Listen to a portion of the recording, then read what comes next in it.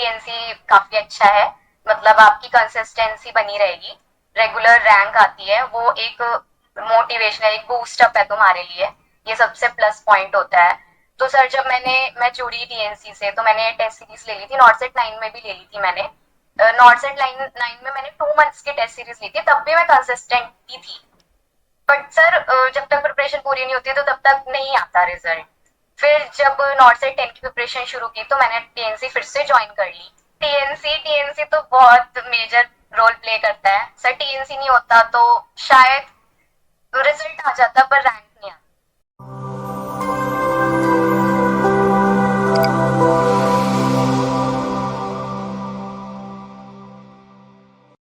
नमस्कार साथियों, टीएनसी के डिजिटल प्लेटफॉर्म पर आप सभी साथियों का हार्दिक स्वागत है।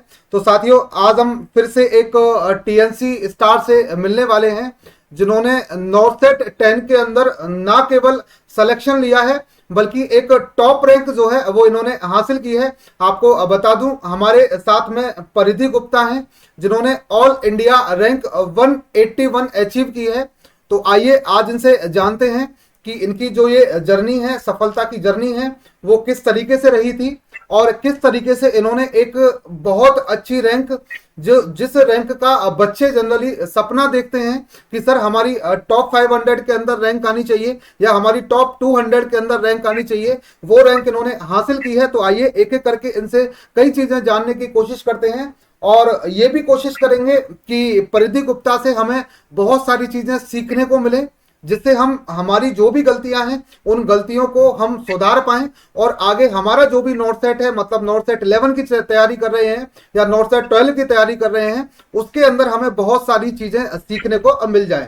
तो सबसे पहले परिधि, मैं आपको कॉन्ग्रेचुलेट करना चाहूंगा पूरे टीएनसी परिवार की तरफ से कि आपने जो एक इतनी बढ़िया रैंक हासिल की है, वो अपने आप में एक बहुत प्राउड वाली बात है, एक अपने आप में बहुत बड़ी बात है। तो सबसे पहले मेरी और पूरे टीएनसी परिवार की तरफ से आपको बहुत बहुत बधाइयां, बहुत बहुत कॉन्ग्रेचुलेशन। इसी तरीके से आप आगे बढ़ते रहिएगा। Thank you so much sir. Sir मैंने जो मैनिफेस्ट किया था, सोचा था, वो हो गया। मतलब जब मैंने प्रिपरेशन शुरू की थी नॉर्थ सेट 10 की, तो मैंने यही चीज सोच के की थी कि मुझे रैंक बहुत अच्छी लानी है और मेरे को इंटरव्यू देना है। तो सर वो आज मैं इंटरव्यू दे रही हूँ, तो मतलब जो चीज तुम सोचते हो वो मैनिफेस्ट करते हो और वो सच हो रही होती है, तो तुमको और भी बिलीव होने लगता है कि तुम कर सकते हो। बिल्कुल बिल्कुल, बहुत बड़ी बात होती है। कई बार हम लोग सोचते हैं कि हम तैयारी यस करेंगे, बहुत सर। अच्छी रैंक लाएंगे और एक इंटरव्यू देंगे। तो आज आपका जो ड्रीम था वो लगभग कंप्लीट होने जा रहा है। ड्रीम तो कल ही कंप्लीट हो गया था जैसे रिजल्ट आया था, आज तो इंटरव्यू वाला ड्रीम आपका कंप्लीट हो रहा है। नेक्स्ट में आपसे और सबसे सर जब प्री का रिजल्ट आया था, तो जब गूगल फॉर्म आया था टीएनसी का, तो उसमें लिखा भी था कि अब आप कैसा महसूस कर रहे हो। तो मैंने सर यही लिखा था कि अब मुझे और कॉन्फिडेंस आ गया, मेरा प्री क्लियर हो गया, मेरे को मेंस में इतना अच्छा लाना है कि आप मेरे को इंटरव्यू के लिए बोलो। चलो चलो चलो, very good very good, thank you so much, congratulation. सबसे पहले मैं जानना चाहूंगा परिधि, हमारे बच्चों को आप बताएं कि आपका इंट्रोडक्शन दें कि आप कहाँ से हैं और आप कब के पास आउट हैं, कब से तैयारी कर रहे हैं, और ये सारी चीजें जो भी कौन से कॉलेज से पढ़े हैं वो सारी चीजें आप बताएं एक बार ना। सर मैं दिल्ली से हूँ और माय नेम इज परिधि, और मेरी एयर 181 है इन अनरिजर्व कैटेगरी। और सर मैंने ग्रेजुएशन अपना एम्स ऋषिकेश से कंप्लीट किया है दिस ईयर ओनली। और सर मेरा ये सेकंड अटेम्प्ट था, और सेकंड अटेम्प्ट में सर मैं आज इंटरव्यू दे रही हूँ तो आपको। आप एम्स ऋषिकेश से पास आउट हैं, तो परिधि कब पास हाँ आउट हो, जी आप सर। कब पास आउट हो? सर मैं 2025 में पास आउट हुई थी। अच्छा, 2025 में पास आउट हुए थे, तो आपका यस सर। जो, मैंने हाँ, कब कंप्लीट हुआ था, रजिस्ट्रेशन कब आया था? सर जुलाई 2025 में जुलाई 2025 में कंप्लीट हो गया था, है ना? तो आपने, कंप्लीट हो गया था। हाँ, आई थिंक आपने नॉर्थ सेट 9 दिया होगा उसके बाद में, यस सर, 9 दिया था और मैंने। फिर अब नॉर्थ सेट 10 दिया है। Yes sir. तो नॉर्थ सेट 9 में आपका क्या रहा था, क्या मतलब कैसे रह गए आप, मतलब? सर सर नॉर्थ सेट 9 में मेरी रैंक थी 6000 अराउंड। और सर उस प्रिपरेशन से मैं खुद से सेटिस्फाइड भी नहीं थी, क्योंकि मैंने इतना 100% नहीं दिया था। और सर मुझे लगता है जब तक आप खुद सेटिस्फाइड नहीं होते हो, जब तक आपकी प्रिपरेशन पूरी नहीं होती ना तब तक आपका रिजल्ट भी नहीं आता। हाँ बिल्कुल तो बिल्कुल बिल्कुल। तो सर फिर जब मैंने नॉर्थ सेट 10 की प्रिपरेशन अक्टूबर में ही स्टार्ट कर दी थी, फिर मैंने टीएनसी टेस्ट सीरीज तभी ले ली थी क्योंकि मुझे 6 मंथ्स की कंप्लीट टेस्ट सीरीज चाहिए थी, बीच में ब्रेक्स नहीं चाहिए थे। Okay okay okay. तो सर फिर मैंने अक्टूबर से लगातार मेंस तक टेस्ट दिए हैं और एक भी दिन मैंने नहीं छोड़ा है जिससे मैंने टेस्ट नहीं दिए। अक्टूबर से लेकर के लगातार आपने टेस्ट दिए हैं अब यस तक? सर। तो ये बहुत बड़ी बात है परिधि, और ये एक बहुत यस। बड़ा डेडिकेशन चाहिए इस चीज के लिए, क्योंकि मैं भी जब टेस्ट देता था तो एक आध टेस्ट तो मुझसे भी रह जाता था यस किसी सर। किसी दिन सर लास्ट में मेरा पूरा स्कोर कार्ड भी आया था और वो बहुत अराउंड 1100 मेरे टेस्ट थे पूरे। और मतलब स्टार्टिंग के जो 4-5 टेस्ट थे उसमें मेरी रैंक 2 के 3 के जो पूरी आती थी, टीएनसी के थ्रू जो रैंक आती थी तब स्टार्टिंग की रैंक ऐसी थी, लेकिन फिर उसके बाद मेरा पूरा ग्रीन कार्ड था, मतलब अराउंड अंडर 100 अंडर 50, मतलब ऐसी रैंक्स थी। तो मुझे खुद भी एक मोटिवेशन आता था, रोज सुबह उठ के मेरे को रैंक ही देखनी रैंक भी होती है कि देखनी टीएनसी में मेरी रैंक भी आई है। Very good. नेक्स्ट देखो, नेक्स्ट मैं आपसे पूछना चाहूंगा कि जनरली जैसे आपने तैयारी करी है, नो डाउट बहुत अच्छी तैयारी करी, और बहुत अच्छी तैयारी के बाद में रिजल्ट भी बहुत अच्छा रहा, जैसा आपको चाहिए था शायद वैसा ही रिजल्ट रहा होगा। 10 20 30 रैंक 50 रैंक ऊपर नीचे रही होगी वो मायने नहीं रखती, लेकिन एक बहुत बढ़िया रैंक आपकी आई है। तो जैसे ही कल रिजल्ट आया था, अराउंड शाम के टाइम रिजल्ट आया था, तो रिजल्ट जब आया था तो क्या रिजल्ट को आपने देखा, या आपके किसी दोस्त ने देखा, या आपके पेरेंट्स ने देखा, किसने रिजल्ट देखा था, और रिजल्ट देखने के बाद में किस तरीके का एक एक्सपीरियंस रहा, किस तरीके का आपका जनरली रिएक्शन रहा था उस टाइम पर, और वो सारी चीजें आप बताएं कि क्या माहौल रहा था घर में। सर एक तो रिजल्ट का थोड़ा बहुत ऐसा था कि 11 को आना था और नहीं आया, तो मूड वैसे ही ऑफ हो गया था कि अब तो छोड़ दो, ऐसा हो गया था। फिर उसके बाद जब 12th को, मतलब ऐसा एक्सपेक्टेड नहीं था कि आ जाएगा। सर मैं तो सो रही थी और मुझे पता नहीं क्या एकदम से हुआ कि रिजल्ट आ गया होगा, और मैं एकदम से उठी और देखा व्हाट्सएप पे मैसेजेस, फोन हैंग हो गया। फिर मैंने कहा आ गया रिजल्ट अब तो। फिर सर मैं अपनी मम्मी के पास गई और मैंने कहा मम्मी रिजल्ट आ गया। मम्मी कह रही तो हो गया मतलब रिजल्ट आया है तो। फिर मैंने मम्मी को बुलाया है और फिर मम्मी पूरा पीडीएफ खोल के रोल नंबर सर्च करके और मम्मी के हाथ में फोन कर दिया। और सर मैं महादेव जी को बहुत मानती हूँ, तो फिर मैं मंदिर के पास गई और अपना शुरू कर दिया हर हर महादेव करके। और जब तक करती गई, जब तक करती गई, जब तक मम्मी ने चिल्लाया नहीं कि रैंक आ गई। Very good. तो सर फिर मम्मी ने बताया कि रैंक 181 आई है और फिर हुआ कि तो हो गया। आपकी जो रैंक थी आपकी मम्मी ने सबसे पहले देखी थी पीडीएफ के अंदर, यस उसके बाद आपको बताया था कि आपकी 181 रैंक है। तो घर के अंदर बहुत बढ़िया एक माहौल रहा होगा और सारी चीजें बहुत अच्छी रही होंगी, बहुत एक्साइटमेंट रहा होगा।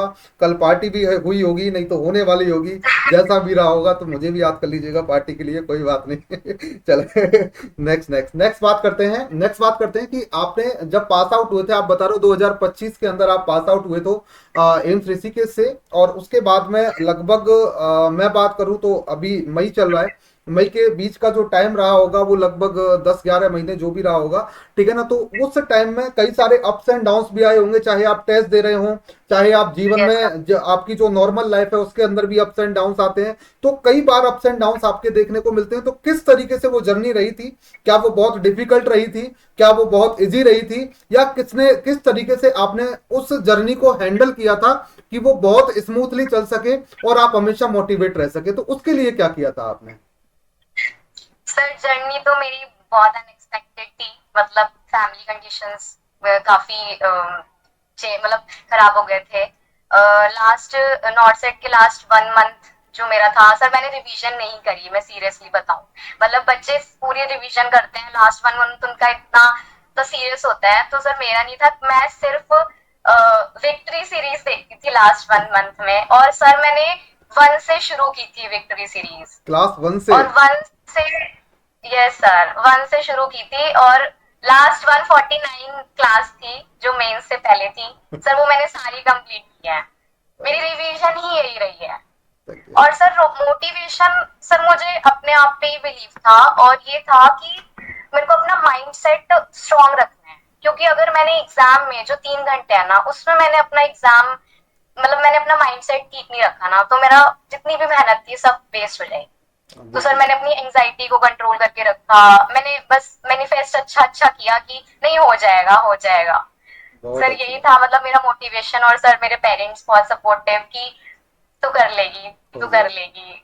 बिल्कुल। तो डरना नहीं है। बहुत अच्छी बात है कि आपने अपने आप को मोटिवेट रखा। मैं जब लास्ट टाइम पर क्लासेस लेता था तो मैं उस टाइम पे बताता भी था कि आप एग्जाम हॉल में जाओ उससे पहले अपने आप को मोटिवेट रखना, अपने आप पर विश्वास रखना, वो एक बहुत बड़ी बात है। अगर आपने उस पल को जीत लिया ना कि हाँ मैं कर लूंगा, यार मैंने सब पढ़ा है मैं कर लूंगा, तो अपने आप पेपर जो है वो सॉल्व हो जाता है अगर आपने पढ़ा है तो वही चीज आपने की, बहुत अच्छी बात है। नेक्स्ट क्वेश्चन मैं आपसे पूछना चाहूंगा कि आप टीएनसी से कब से जुड़े हुए हैं और टीएनसी से आप किस तरीके से जुड़े थे, मतलब आपको टीएनसी के बारे में किसने बताया और आपने टीएनसी का क्या टेस्ट सीरीज ले रखी है, क्या ले रखा है, वो सारी चीजें आप हमारे बच्चों को बताएं ना। सर नॉर्सेट 9 से मैं टेस्ट टीएनसी से जुड़ी हुई हूँ। और सर मुझे सीनियर्स ने रिकमेंड किया था कि टीएनसी काफी अच्छा है, मतलब आपकी कंसिस्टेंसी बनी रहेगी, रेगुलर रैंक आती है, वो एक मोटिवेशनल, एक बूस्ट अप है तुम्हारे लिए। ये सबसे प्लस पॉइंट होता है। तो सर जब मैं जुड़ी टीएनसी से तो मैंने टेस्ट सीरीज ले ली थी, नॉर्सेट 9 में भी ले ली थी मैंने। नॉर्सेट 9 में मैंने 2 मंथ्स की टेस्ट सीरीज ली थी, तब भी मैं कंसिस्टेंट ही थी। बट सर जब तक प्रिपरेशन पूरी नहीं होती तो तब तक नहीं आता रिजल्ट। फिर जब नॉर्थ से 10 की प्रिपरेशन शुरू की तो मैंने टीएनसी फिर से ज्वाइन कर ली। फिर टीएनसी के साथ साथ मैं टेस्ट तो रोज देती थी, प्लस में यूट्यूब चैनल्स में जितना कंटेंट था आपका, मतलब जो मेरे लिए था बेनिफिशियल, कि जहाँ मेरे टॉपिक्स लैग कर रहे हैं, मतलब मुझे वो स्ट्रॉन्ग करने हैं, तो सर मैं वो भी देखती थी साथ में। क्योंकि आप, मुझे ऐसा लगता है कि आप लोग कंटेंट तो प्रोवाइड करते हो, प्लस स्टूडेंट के साथ भी खड़े रहते हो। हाँ बिल्कुल। सर मुझे याद है कि प्री और मेन से पहले जो आपके सीक्रेट वेबिनार्स थे सर, वो बहुत बहुत हेल्पफुल थे। क्योंकि जो एक्सपीरियंस पर्सन हमें बताता है ना, जो गाइडेंस देता है, वो एक न्यू कमर नहीं दे सकता। बिल्कुल तो सर आप लोग एक एक मतलब सबसे पूछते थे भोजला सर की अब आप बताओ, अब आप बताओ। तो सर मैंने वो पूरे सेशंस देखे हैं 2 घंटे के, प्री और मेन से पहले, तो मेरे को एक था मोटिवेशन कि मैं कर लूंगी। कर लो। यस यस, देखो इन्होंने बहुत बढ़िया बात बताई है कि सीक्रेट्स वेबिनार का एक बहुत बड़ा रोल रहा है इनकी तैयारी के अंदर। तो हमेशा हम लोग बच्चों को बोलते हैं कि भाई जो चीज़ हम लाते हैं उन चीज़ों को देखो, ये चीज़ें आपको फ्री ऑफ कॉस्ट मिल रही हैं तो इन चीज़ों का आप फायदा क्यों नहीं उठाते हो। जहां बच्चे पैसे देकर इन सारी चीज़ों को लेते हैं वहां वो यस। मेंटरशिप आपको, वो वेबिनार आपको फ्री में मिल रहा था, तो आपको ऑब्वियसली उस चीज़ का फायदा उठाना चाहिए था और इन्होंने उठाया था, तो इनको उसका रिजल्ट भी मिला। आप देख भी रहे होंगे कि एक बहुत अच्छी रैंक इनके पास है और आज ये इंटरव्यू दे रही हैं, तो अपने आप में एक बहुत बड़ी बात है। ठीक है ना। तो नेक्स्ट मैं आपसे जानना चाहूंगा कि टेस्ट सीरीज का कितना बड़ा रोल रहा था, क्योंकि आपने टेस्ट सीरीज ले रखी थी एक नॉर्मल स्टूडेंट की लाइफ में जो नर्सिंग में कंपटीशन की तैयारी कर रहा है, उसके जीवन में क्या टेस्ट सीरीज का एक रोल रहता है, या फिर थ्योरी से काम चल जाता है, या केवल बुक से काम चल जाता है, या फिर टेस्ट सीरीज से कुछ ऐसी चीजें हैं जो केवल टेस्ट सीरीज से मिल पाती हैं। उन सब चीजों के बारे में हमारे बच्चों को आप बताने की कोशिश करें। सर टेस्ट तो बहुत बड़ा रोल प्ले करता है। आप थ्योरी जितनी भी पढ़ लो, आप कुछ भी कर लो, मतलब शॉर्ट नोट्स भी पढ़ लो, लेकिन जब तक आपने टेस्ट नहीं दिया तो आपका प्रिपरेशन ही एनालाइज नहीं होगा कि आप कहाँ स्टैंड करते हो, आपके कितने नेगेटिव होते हैं। सर मेरे को ऐसा लगता है कि टेस्ट में ना आपको स्कोर से ज्यादा नेगेटिव पे ध्यान देना चाहिए, कि आपका नेगेटिव कितने कम हो रहे हैं। आप स्कोर आप नहीं कंट्रोल कर सकते हो, लेकिन आप अगर आपका नेगेटिव कम हो रहा है ना, तो आपके अटेम्प्ट्स भी बढ़ते जाएंगे, आप नंबर ऑफ क्वेश्चन भी बढ़ते रहेंगे। मतलब ऐसा होता है। और सर मतलब टेस्ट तो बहुत इम्पोर्टेंट होते हैं। टेस्ट तो देने ही चाहिए। और मैं जूनियर्स को भी, जो मेरे जूनियर्स हैं, मैं उनको भी रिकमेंड करती हूँ कि ग्रेजुएशन टाइम पे तुम टेस्ट दो, रेगुलर मत दो, बट ऑल्टरनेटिव पीरियड पे दो। Thank you so much. तो देखो इन्होंने बताया कि एक प्रैक्टिस जो होती है, जो टेस्ट से एक प्रैक्टिस हो पाती है, वो ना ही बुक से हो पाती है और ना ही आपके शॉर्ट नोट से हो पाती है। तो टेस्ट सीरीज अपने आप में उसका एक बहुत बड़ा रोल होता है एक स्टूडेंट की लाइफ में, या मैं बोलूं कि उसका जो सक्सेस होने का जो राज है उसके अंदर टेस्ट सीरीज का एक बहुत बड़ा रोल होता है, क्योंकि वो हमारे जीवन में एक रेगुलरिटी, एक कंसिस्टेंसी, एक डिसिप्लिन बना के रखती है, जो एक स्टूडेंट की लाइफ में बहुत ज्यादा जरूरी है। कई बार क्या होता है, जैसे हम एमसीक्यू सॉल्व करते हैं तो जैसे ऐसा नहीं है कि मैं डायरेक्ट यहाँ पर आ गया, मैं भी कभी स्टूडेंट रहा हूँगा। तो हम लोग जब बुक्स में क्वेश्चन सॉल्व करते थे तो कभी क्या होता था कि क्वेश्चन सॉल्व करने में मजा नहीं आ रहा था, कभी दोस्त ने बोल दिया कि चलो चाय पीने चलते हैं, तो चाय पीने चले गए। कभी मन किया कि चलो और कोई सब्जेक्ट थ्योरी पढ़ लेते हैं, अब एमसीक्यू से मन उठ गया तो अब हम थ्योरी पढ़ने लग गए। लेकिन जब हम टेस्ट देते थे तो मैं अपने आप को पूरा प्रिपेयर कर लेता था कि भाई अब मुझे पूरा 1.5 घंटे का टेस्ट देना है, और अब 5 बज चुके हैं, 5 से 6:30 मैं बिल्कुल उसी तरीके से बैठ जाता था जिस तरीके से एग्जाम हॉल में बैठते हैं, सामने टेबल कुर्सी और कोई नहीं, मैं सबको बोल देता था नो डिस्टर्बेंस, उस तरीके से टेस्ट देना देता था। तो मतलब ऐसा माहौल होता है, तो वहां मुझे वो सारे क्वेश्चन करने ही करने, 100 क्वेश्चन है तो 100 क्वेश्चन मुझे करने ही करने, वहां उसका कोई अल्टरनेटिव नहीं है। या तो आप बीच में टेस्ट छोड़ दो, बीच में टेस्ट छोड़ दोगे तो आप डिमोटिवेट हो जाओगे, आपने आज का टेस्ट नहीं दिया, या फिर आप पूरा टेस्ट दो। आप पूरा टेस्ट देते थे तो मजा भी आता था, फिर उसके बाद टेस्ट को सबमिट करने के बाद फिर उसके बाद में आप चिल हो जाते थे, फिर रात को रिजल्ट देखते थे, रैंक देखते थे, बड़ा मजा आता था रात को 11-12 बजे। कई यस बच्चे सुबह उठते ही देखते थे तो बड़ा मजा आता था। तो ये सर, सारी मैं चीज। तो एक दिन भी अगर मैं टेस्ट नहीं देती तो मुझे ऐसा लगता था कि मैंने आज अपनी प्रिपरेशन कंप्लीट नहीं करी। तो हम्म। मैं टेस्ट तो देती थी, और सर मेरा टेस्ट टाइमिंग प्री का यही रहता था 9 to 10:30, और मेंस का 9 to 12। मतलब इतना था कि मेरे को टेस्ट अच्छे से दें। Okay okay okay. नेक्स्ट बात करते हैं, जैसे जनरली हम लोग बात करते हैं कि आज के टाइम में क्या है, बच्चे जो है वो रील वाले बच्चे हो चुके हैं, और कई बार इंस्टाग्राम, फेसबुक, जो भी सोशल मीडिया है वो हमारे जीवन में बहुत सारा डिस्ट्रक्शन पैदा करता है, और ये हर किसी के साथ होता है। बहुत कम बच्चे होंगे जिनके साथ नहीं होता। क्या आपके साथ भी वो ऐसा होता था? क्या आप उन बहुत कम बच्चों में थे कि आपके जीवन में सोशल मीडिया का कोई भी डिस्ट्रक्शन नहीं था? और अगर था तो आप किस तरीके से उसको हैंडल करते थे? वो भी हमारे बच्चों को बताएं कि वो किस तरीके से हैंडल कर सकते हैं। सर सोशल मीडिया तो इंस्टाग्राम तो मैंने अपना डीएक्टिवेट ही कर दिया था। 6 मंथ से मैंने डीएक्टिवेट करा था। मैंने कुछ भी नहीं देखा था कि लोगों की लाइफ में क्या चल रहा है, क्योंकि मुझे ऐसा था कि मेरे को अपनी लाइफ ऐसी बनानी है कि जब मैं इंस्टा पे आऊँ ना तो लोग देखेंगे इतने दिनों से गायब थी, अब कुछ करके आई है। और सर मेरे को ऐसा लगता है ना कि अपनी प्रिपरेशन में अपने माइंड को थकाना नहीं चाहिए।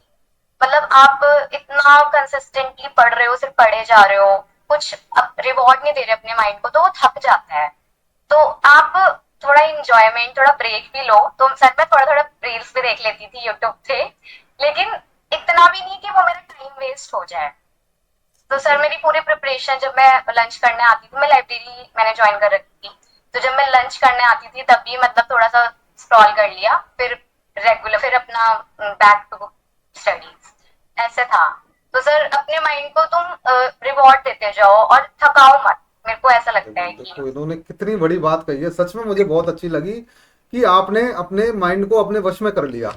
उसको बोला कि भाई तू 2 घंटे पढ़, फिर तुझे रिवॉर्ड मिलेगा। तो 5 मिनट अपन जो है वो वहां पर चलेंगे, यूट्यूब पर चलेंगे, वहां पर ये चीजें देखेंगे। बस तू 2 घंटे पढ़ ले, फिर हम 5-10 मिनट के लिए चलेंगे। बस तू 2 घंटे पढ़ ले, फिर हम चाय पीने चलेंगे, फिर हम घर चलेंगे लंच करने के लिए। तो रिवॉर्ड जो है ना वो ब्रेन के लिए बहुत ज्यादा जरूरी होते हैं दोस्तों। ये यस बिल्कुल सर। फैक्ट बात है, ये रिवॉर्ड बहुत ज्यादा जरूरी होते हैं। जैसे मैं आपको बताना चाहूँ, मैं जब पढ़ता था ना तो मंडे टू फ्राइडे मैं बहुत अच्छे से पढ़ता था, और फिर सैटरडे को 5 बजे तक शाम को पढ़ता था, फिर 5 बजे मैं घूमने जाता था, और संडे को सुबह भी मैं घूमता था। संडे को फिर मैं रात से अपनी पढ़ाई को दोबारा कंटिन्यू करता था, या फिर मैं जनरली मंडे को करता था। तो पूरे वीक मेरे ये रहता था कि भाई संडे टू फ्राइडे मुझे पढ़ना है, उसके बाद में फिर सैटरडे को जो है मुझे जो है वो घूमने जाना है ना, चिल करना है ना। तो मतलब देखो ये एक माइंड की स्ट्रेटजी है, जैसा आप इसको बनाओगे वैसा बन जाएगा, जैसा देखो इन्होंने बना रखा था। तो ये एक बहुत बड़ी बात है कि आप अपने माइंड को रिवार्ड दो, आप अपने माइंड को थकाओ मत। यदि आप रिवार्ड देते रहोगे, थकाते नहीं रहोगे, तो वो भी आपकी बातों में आता रहेगा और आपको सक्सेस की ओर लेकर के जाता रहेगा। आपने भी ऐसे बोल दिया कि भाई तू पढ़ता रहे पढ़ता रहे पढ़ता रहे, तो फिर ऐसे काम नहीं बनता है ना। तो ये सारी चीजें देखने को मिलती है ना। नेक्स्ट मेरा क्वेश्चन है आपसे। जनरली आपका सिलेक्शन हो चुका है और एक बहुत अच्छी रैंक आ चुकी है।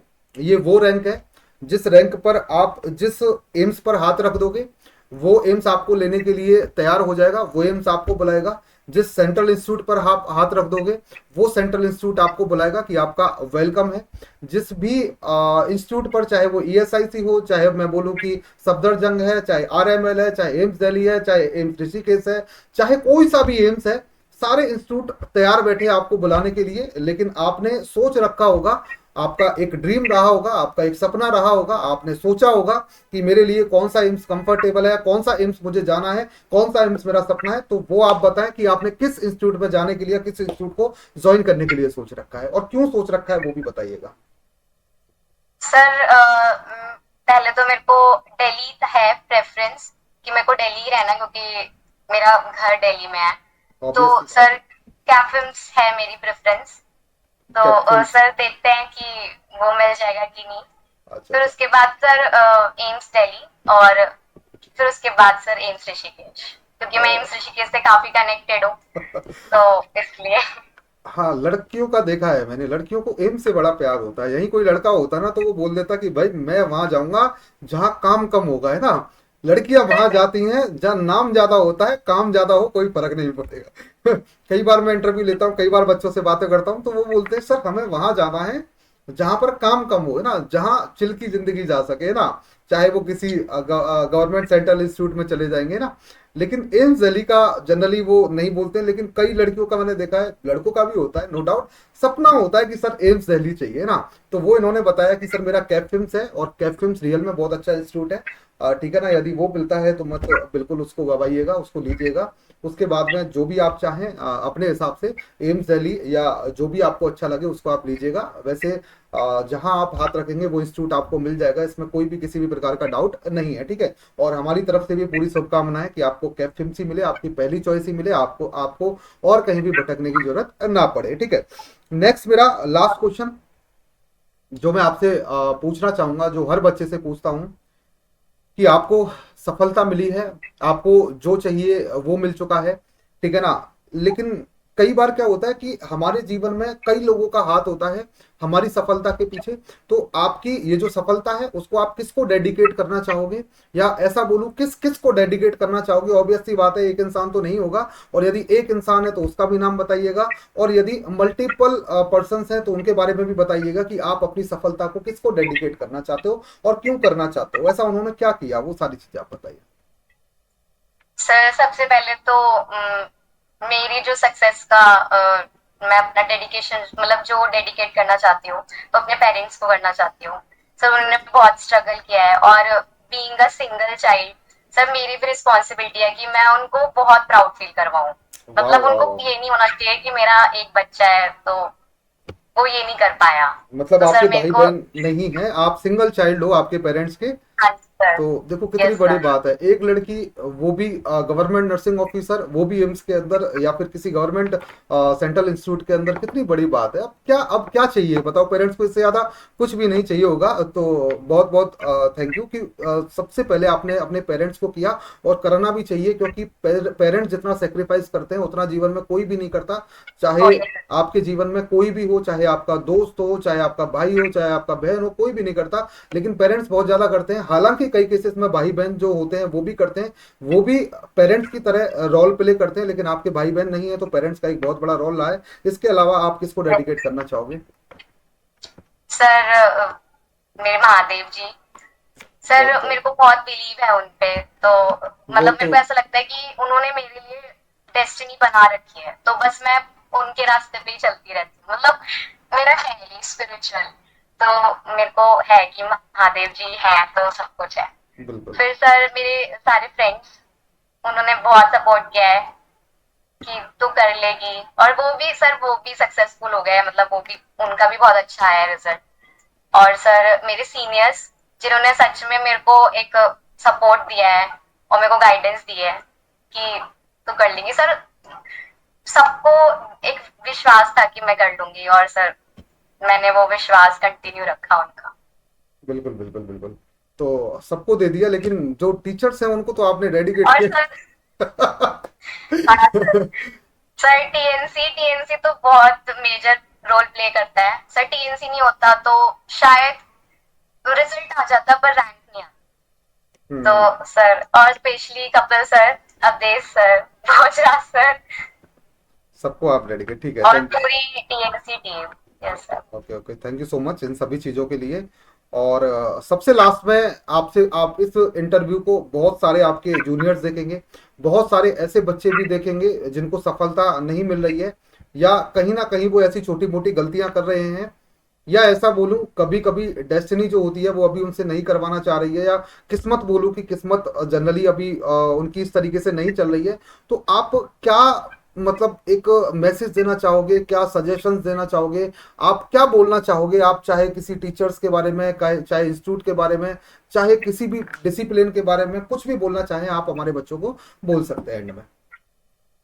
सर एक तो मैं ये बोलूंगी कि उनको एक ऑथेंटिक सोर्स से कनेक्ट होना चाहिए।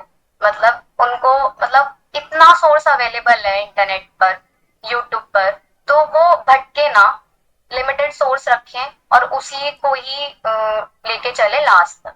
अगर वो बुक्स भी फॉलो कर रहे हैं तो वो लिमिटेड ही रखें। और सर एक टेस्ट सीरीज जरूर ज्वाइन कर ले, क्योंकि टेस्ट नहीं देंगे तो वो एनालाइज नहीं कर पाएंगे वो कहाँ स्टैंड कर। ऑफलाइन टेस्ट से सर उतना नहीं बेनिफिट होता कि आप पीडीएफ कर रहे हो या कुछ कर रहे हो। सर टी मतलब टीएनसी में रिकमेंड करूंगी कि वो उनको ज्वाइन करनी चाहिए, क्योंकि मैंने वो करी है। और सर अपने आप पे कॉन्फिडेंस रखना है। और एक और चीज कि एग्जाम प्रिपरेशन, मतलब वो अपने प्रिपरेशन करके जाएं अपने माइंडसेट का, क्योंकि वो 3 घंटे बहुत इंपॉर्टेंट होते हैं। आपने 6 महीने क्या किया वो, उससे आपका रिजल्ट नहीं होगा। 3 घंटे आपने किया क्या किया वो मैटर करता है। सर ये है। और सर और मैनिफेस्ट करना है। सर डेस्टिनी में क्या लिखा है वो हमें नहीं पता, हम बस हार्ड वर्क कर सकते हैं। वेरी गुड, बहुत अच्छी बात। हमें नहीं पता हमारी किस्मत में क्या लिखा होता है, लेकिन हार्ड वर्क हमारे हाथ में होता है, वो हम कर सकते हैं, चाहे हमें वो चीज़ मिले या फिर ना मिले ना। लास्ट में एक लास्ट क्वेश्चन मेरा रहेगा कि आप टीएनसी की टेस्ट सीरीज आपने ली थी, इसके अलावा आप यूट्यूब पर टीएनसी को लगातार देखती थी, तो बच्चों को क्या आप रिकमेंडेड करना चाहोंगी कि आप यूट्यूब पर किस तरीके का कंटेंट टीएनसी जनरली प्रोवाइड करती है? क्या वो ऑथेंटिक कंटेंट है? क्या समझाने का तरीका अच्छा है?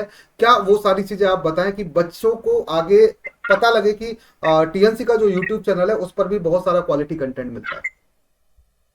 सर टीएनसी का रेलेवेंट कंटेंट होता है। मतलब अगर वो नंबर ऑफ क्वेश्चंस 15 लेके आ रहे हैं तो वो 15 को बहुत अच्छे से समझा के वीडियो कंप्लीट कर देंगे। मतलब इधर उधर की चीजें नहीं होती हैं उसमें।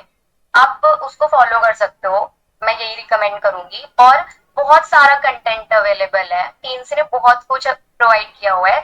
जिसको सच में पढ़ना है सर वो ढूंढ कर लेगा। तो आपको जो जो टॉपिक्स नहीं क्लियर हो रहे हैं सारे टॉपिक्स अवेलेबल हैं, सीरीज है, मैराथॉन्स हैं, तो आप उसको देख सकते हो और अपने टॉपिक्स अपना सब कुछ क्लियर कर सकते हो। Okay okay okay. सर इससे और कॉन्फिडेंस आएगा। आप अगर रेगुलर वो चीज करोगे तो sir maximum number of MCQ practice, आप जितना एमसीक्यू प्रैक्टिस करोगे ना उतना आपका एक स्ट्रॉन्ग लेवल हो जाएगा कि।